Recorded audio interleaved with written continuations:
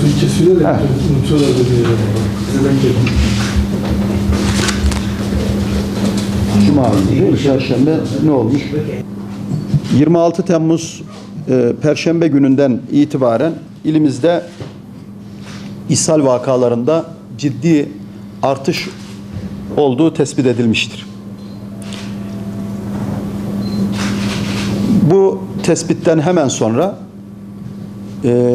İl Sağlık Müdürlüğümüz ekiplerince hemen belediyemizle temasa da geçilerek, birlikte hareket edilerek başta su depolarımız olmak üzere bu ishale hatları, yani su şebekesinin geçtiği hatlar da dahil olmak üzere gerekli incelemeler, araştırmalar ve tespitler yapılmış, gerekli numuneler alınarak tedbirlerin alınmasına yönelik neler yapılacağının tespiti yapılmıştır. Bunun sonucu özellikle 23 Temmuz Pazartesi günü ilimizde şiddetli, biliyorsunuz, bir yağış oldu o gün.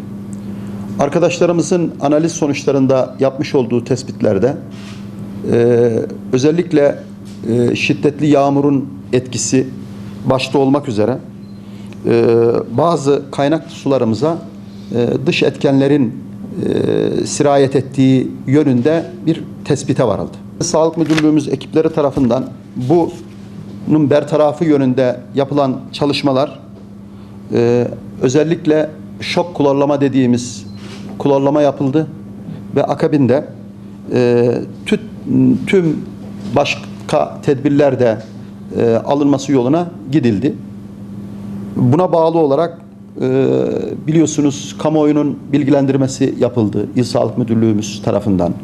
Yine belediyenin anons aracılığıyla anonslar da yapılarak vatandaşımızın hijyen konusunda daha duyarlı olmaları ve dikkatli olmaları noktasında da gerekli bilgilendirmeler yapılmış oldu.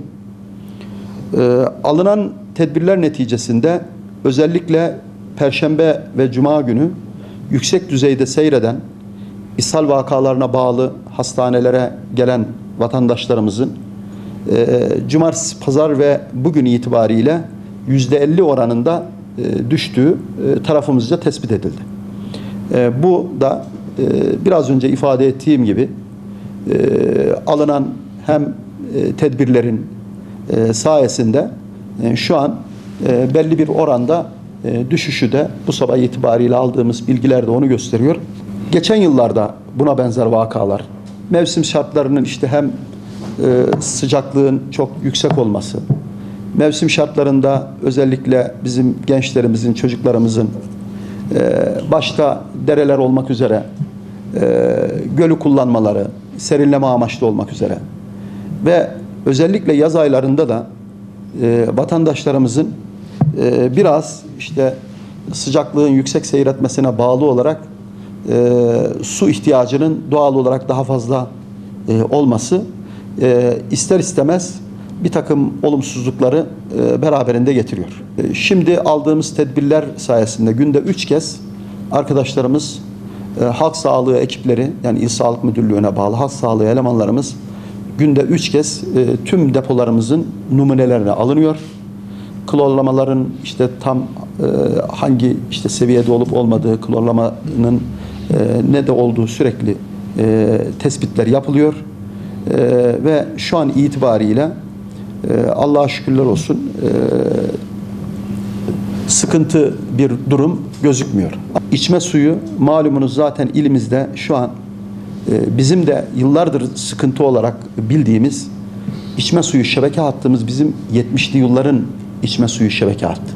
Bunu zaten kabul ediyoruz. Kanalizasyon ve doğalgazdan, doğrusu o şebekeden kaynaklanan bir sıkıntımız yok. Onu söyleyeyim. Yani yeni yapılan şebeke firmasından kaynaklanan bir sıkıntı yok arkadaşlar.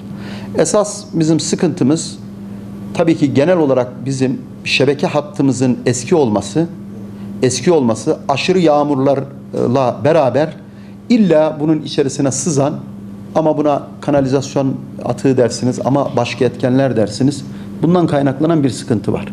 Yani sıkıntı oldu. Aslında bu sıkıntı sadece bugünün sıkıntısı değil. Geçen yıllarda aynı mevsimde ben bakıyorum, 2017 yılında da buna benzer bir sıkıntı yaşanmış. Yine biz İl Sağlık Müdürlüğü tarafından gerekli uyarılarımızı yapmışız. Daha önceki yıllarda benzer sıkıntılar yaşanmış. Bu yıl bizim tahminimiz, öngörümüz, birden bunun artışının nedeni özellikle pazartesi günkü yağan aşırı yağışın etkili olduğunu düşünüyoruz.